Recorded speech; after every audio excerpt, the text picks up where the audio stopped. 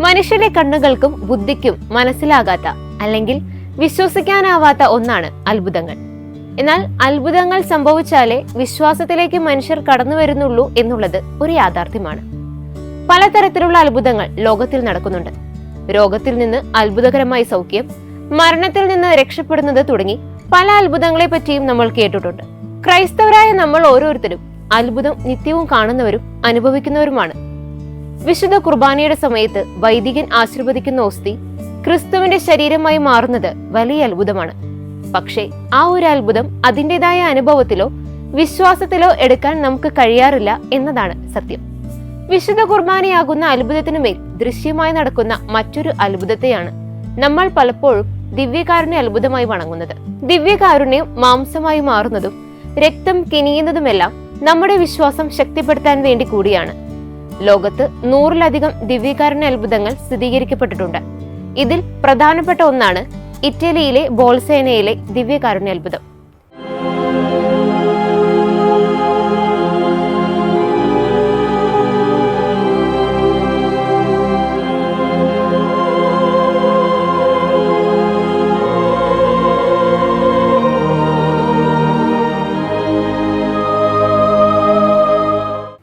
ഇറ്റലിയിലെ ഒരു പ്രധാന പട്ടണങ്ങളിൽ ഒന്നാണ് ബോൾസേന. ബോൾസേന പട്ടണത്തെ കുറിച്ച് നോക്കിയാൽ ഫ്രാൻസിനെയും റോമിനെയും ബന്ധിപ്പിക്കുന്ന തീർത്ഥാടന പാത കടന്നു പോകുന്നത് ഈ പട്ടണത്തിലൂടെയാണ്. അതിനാൽ തന്നെ റോമിലേക്ക് തീർത്ഥാടനം നടത്തുന്നവരുടെ പ്രധാന വിശ്രമ കേന്ദ്രം കൂടിയാണ് ഈ പട്ടണം. കാൽനടയായി ദിവസങ്ങളോളം യാത്ര ചെയ്ത് റോമിലേക്ക് പോകുന്നവർക്ക് ഏറെ ആശ്വാസകരമാണ് ഈ പട്ടണം. ബോൾസേന പട്ടണത്തിലെ ആളുകൾ തീർത്ഥാടകർക്ക് വേണ്ട എല്ലാ സൗകര്യങ്ങളും ഒരുക്കി കൊടുക്കുമായിരുന്നു. വളരെ പ്രകൃതി മനോഹാരിതകൾ കൊണ്ട് നിറഞ്ഞതാണ് ഇത്. അഗ്നിപർവ്വത സ്ഫോടനത്തിന്റെ ഭാഗമായി രൂപപ്പെട്ട തടാകം ഈ പട്ടണത്തിലുണ്ട്. വിശുദ്ധ ക്രിസ്റ്റീനയുടെ ശവകുടീരം ബോൾസേനയിലുള്ള സാന്താ ക്രിസ്റ്റീന ബസിലിക്കയിലാണ് സ്ഥിതി ചെയ്യുന്നത്. ഈ പട്ടണത്തിലാണ് 1263 ദിവ്യകാരുണ്യ അത്ഭുതം സംഭവിക്കുന്നത്. പ്രാഗിലെ പീറ്റർ എന്ന ജർമ്മൻ പുരോഹിതൻ റോമിലേക്കുള്ള തീർത്ഥാടനത്തിനിടെ ബോൾസേനയിലെത്തി. പ്രാഗിൽ നിന്ന് റോമിലേക്ക് എത്താൻ 1207.8 കിലോമീറ്റർ സഞ്ചരിക്കണം. അതായത് 274 മണിക്കൂർ കാൽനടയായി യാത്ര ചെയ്താലേ വൈദികന് റോമിലെത്താൻ കഴിയുകയുള്ളൂ. ഈ തീർത്ഥാടനത്തിനിടയിലാണ് ഫാദർ പീറ്റർ ബോൾസേന പട്ടണത്തിൽ വിശ്രമിക്കാൻ തീരുമാനിക്കുന്നത്. നടന്നുള്ള യാത്രയായതുകൊണ്ട് വിശ്രമത്തിനായി കുറച്ചു ദിവസങ്ങൾ ഫാദർ പീറ്റർ ബോൾസേനയിൽ ചിലവഴിച്ചു. അദ്ദേഹത്തെ ഒരു ഭക്തനായ വൈദികനായാണ് വിശ്വാസികൾ കണ്ടിരുന്നത്. എന്നാൽ ക്രിസ്തുവിന്റെ യഥാർത്ഥ സാന്നിധ്യം വിശുദ്ധ കുർബാനയിൽ ഉണ്ടായിരുന്നുവെന്ന് വിശ്വസിക്കാൻ കഴിയാത്ത ഒരു വൈദികനായിരുന്നു അദ്ദേഹം. പലപ്പോഴും അലസമായാണ് അദ്ദേഹം വിശുദ്ധ കുർബാന അർപ്പിച്ചിരുന്നത്.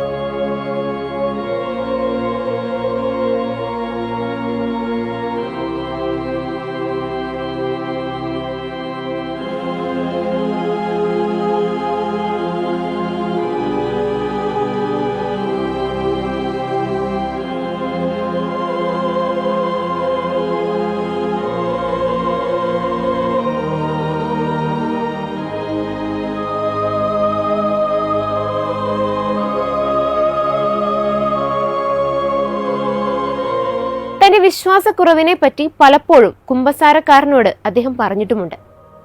വിശുദ്ധ ക്രിസ്റ്റീനയുടെ ഭൗതിക ശരീരം അടക്കിയിട്ടുള്ള ബസിലിക്ക ഓഫ് സാന്താ ക്രിസ്റ്റീനയിലാണ് ഫാദർ പീറ്റർ വിശുദ്ധ കുർബാന അർപ്പിച്ചിരുന്നത്. 1077 പോപ്പ് ഗ്രിഗറി 7 ഈ ബസിലിക്കയുടെ പ്രതിഷ്ഠ നടത്തിയത്. 1492 മുതൽ 1494 വരെ ഫ്രാൻസിസ്കോയും ബെനഡെറ്റോ ബുഗ്ലിയോണിയും രൂപകൽപ്പന ചെയ്ത് പണി കഴിപ്പിച്ചതാണ് ഈ ബസിലിക്ക. ഒരു ദിവസം വിശുദ്ധ ക്രിസ്റ്റീനയുടെ ശവകുടീരമുള്ള ദേവാലയത്തിൽ വിശുദ്ധ കുർബാന അർപ്പിക്കുന്നതിനിടയിൽ അദ്ദേഹം കൂദാശവചനങ്ങൾ ഉച്ചരിച്ചുടനെ ദിവ്യകാരുണ്യത്തിൽ നിന്ന് രക്തം ഒഴുകാൻ തുടങ്ങി. തിരുരക്തം വൈദികന്റെ കൈകളിലൂടെ അൽത്താരയിലേക്കും തിരുപാത്രങ്ങൾ വെക്കുന്ന കെത്താനയിലേക്കും ഒഴുകി. ഈ അത്ഭുതം കുർബാനയിൽ പങ്കെടുത്ത വിശ്വാസികളും കണ്ടു. തന്റെ കരങ്ങളിൽ സംഭവിച്ച ഈ അത്ഭുതം അദ്ദേഹത്തിന്റെ വിശ്വാസ ജീവിതത്തെ ആഴമായി സ്പർശിച്ചു. താൻ തുടങ്ങിവെച്ച ബലി പൂർത്തിയാക്കാൻ വൈദികന് കഴിഞ്ഞില്ല.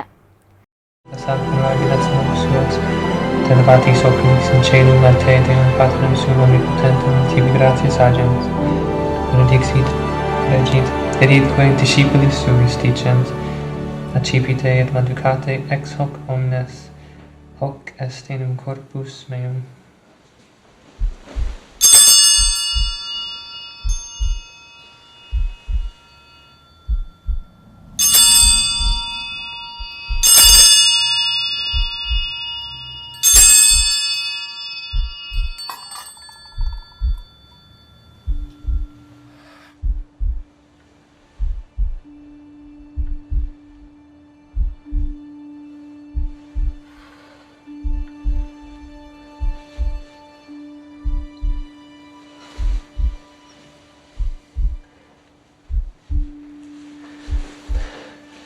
Please, excuse me.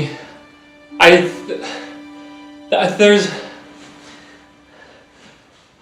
don't understand what is happening. I believe I have to see the successor of St. Peter. I have to go and see the Pope.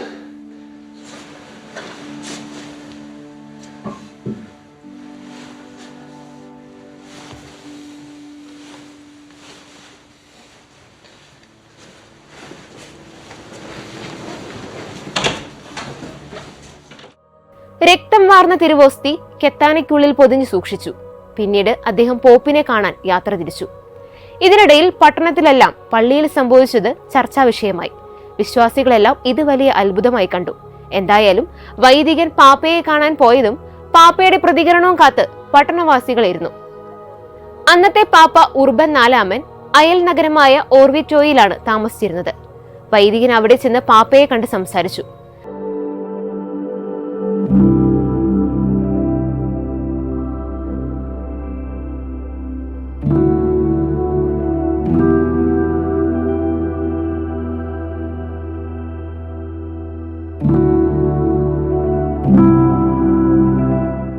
സംഭവത്തെക്കുറിച്ച് പഠിക്കാൻ അടിയന്തര അന്വേഷണത്തിനായി പാപ്പ ദൂതന്മാരെ അയച്ചു.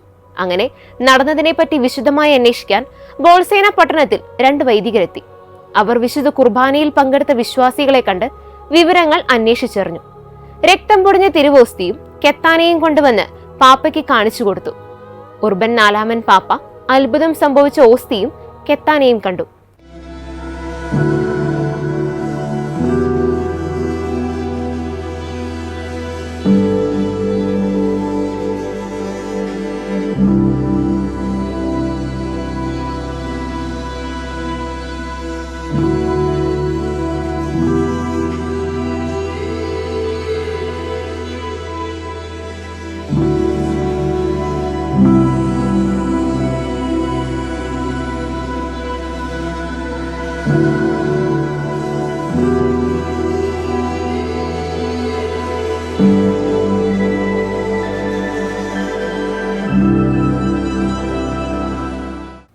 എല്ലാ വസ്തുതകളും ബോധ്യപ്പെട്ടപ്പോൾ രൂപതയുടെ ബിഷപ്പിനോട് ഓർവിയോട്ടോ കത്തീഡ്രലിലേക്ക് തിരുവോസ്തിയും രക്തക്കറകൾ പുരണ്ട തുണി കൊണ്ടുവരാൻ അദ്ദേഹം ഉത്തരവിട്ടു. ആർച്ച് ബിഷപ്പുമാർ, കർദിനാൾമാർ, മറ്റ് സഭാപ്രമുഖർ എന്നിവരുടെ സാന്നിധ്യത്തിൽ ആഡംബരത്തോടെ തിരുവസ്തുക്കൾ കത്തീഡ്രലിൽ സ്ഥാപിക്കുകയും ചെയ്തു. അന്ന് രക്തക്കറകൾ പുരണ്ട തുണി ഇപ്പോഴും ഓർവിയോട്ടോ കത്തീഡ്രലിൽ ഭക്തിപൂർവ്വം പ്രദർശിപ്പിച്ചിട്ടുണ്ട്. ഈ അത്ഭുതം കണ്ട് പ്രചോദിതനായ പാപ്പ ദിവ്യകാരുണ്യ ഭക്തിയിൽ വിശ്വാസികൾ വളരാൻ പ്രാർത്ഥനകൾ തയ്യാറാക്കാൻ വിശുദ്ധ തോമസ് അക്വിനോസിനെ നിയമിച്ചു. അദ്ദേഹം അത് ഭംഗിയായി പൂർത്തിയാക്കി. ഇതിന്റെ എല്ലാം അടിസ്ഥാനത്തിൽ ഉർബൻ 4 പാപ്പ തിരുസഭയിൽ ഈശോയുടെ തിരുരക്തത്തിന്റെയും തിരുശരീരത്തിന്റെയും തിരുനാൾ ആഘോഷിക്കാൻ തുടങ്ങി.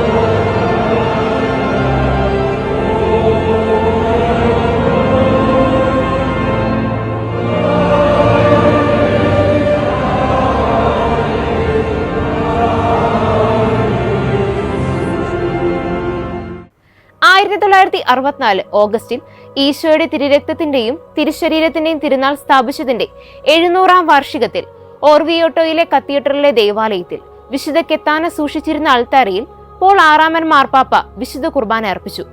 12 വർഷങ്ങൾക്ക് ശേഷം അതേ പാപ്പ ബോൾസേന സന്ദർശിക്കുകയും അവിടെ നിന്ന് ടെലിവിഷൻ വഴി 41ാമത് അന്താരാഷ്ട്ര ദിവ്യകാരുണ്യ കോൺഗ്രസിൽ പ്രസംഗിക്കുകയും തന്റെ പ്രസംഗത്തിൽ മാർപ്പാപ്പ ദിവ്യകാരുണ്യത്തെക്കുറിച്ച് വിലമതിക്കാനാവാത്ത അതും അക്ഷയവുമായ ഒരു രഹസ്യമാണ് ഇതെന്ന് പറയുകയും ചെയ്തു. നിരവധി തീർത്ഥാടകരും വിനോദസഞ്ചാരികളും അത്ഭുതം നടന്ന സ്ഥലം നേരിട്ട് കാണാൻ ബോൾസേനയിലെ സെന്റ് ക്രിസ്റ്റീന പള്ളിയിലേക്ക് ഇപ്പോഴും വരുന്നുണ്ട്. വ്യക്തിയുടെയോ സമൂഹത്തിന്റെയോ വിശ്വാസരാഹിത്യം മൂലമാണ് ദൃശ്യമായ രീതിയിൽ ഇത്തരം അത്ഭുതങ്ങൾ സംഭവിക്കുന്നത്. ഈ ദിവ്യകാരുണ്യ അത്ഭുതത്തിലും ഇത് തന്നെയാണ് നാം കാണുന്നത്. നിത്യവും ബലിയർപ്പിക്കുന്ന വൈദികന്റെ സംശയത്തിനു മുന്നിൽ അതേ വിശുദ്ധ കുർബാനയുടെ മധ്യേ രക്തം വാർന്ന തിരുവോസ്തി വൈദികന് മാത്രമല്ല അവിടെ കൂടിയ ജനത്തിന്റെയും വിശ്വാസത്തെ ഉറപ്പിച്ചു. ഒരു കുഞ്ഞു ദേവാലയത്തിലുണ്ടായ അത്ഭുതം ലോകത്തിലെ എല്ലാ വിശ്വാസികളുടെയും വിശ്വാസത്തെ ഊട്ടിയുറപ്പിച്ചു. യഥാർത്ഥത്തിൽ എല്ലാ ദിവസവും എല്ലാ ദേവാലയങ്ങളിലും ദിവ്യകാരുണ്യ അത്ഭുതങ്ങൾ സംഭവിക്കുന്നുണ്ട്. ഈ ബോധ്യം നമ്മളിൽ എന്നും ഉണ്ടായിരിക്കട്ടെ.